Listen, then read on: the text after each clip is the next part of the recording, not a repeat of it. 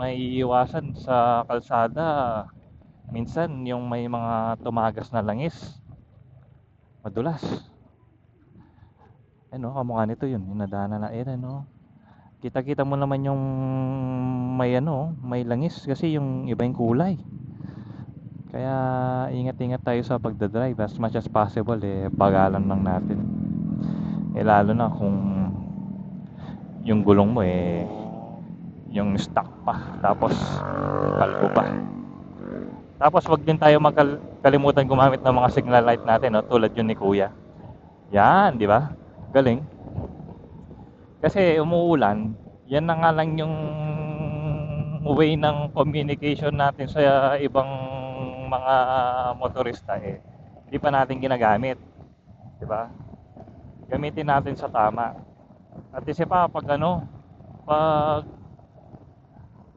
nasa daan tayo, may napapansin ako mga ibang driver ginagamit yung hazard light pag nagbabiyahe.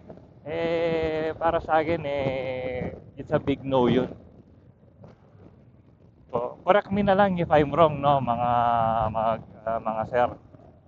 So, lagay nyo na lang sa comment section. Alam ko kasi pag yung hazard light, ginagamit mo lang yan pag titigil ka or nakatigil ka.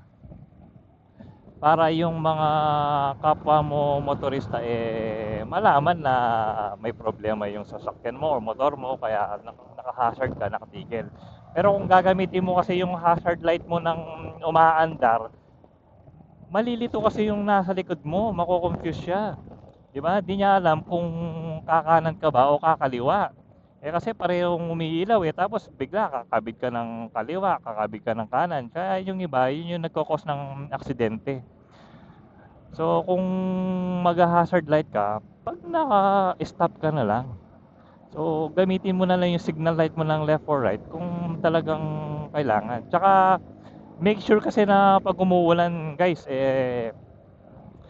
gamitin ay i-check natin yung mga motor natin, mga sasakyan natin kung umaandar ba yung mga ilaw nila, di ba? Kasi pag tagulan, mas gamit natin 'yan.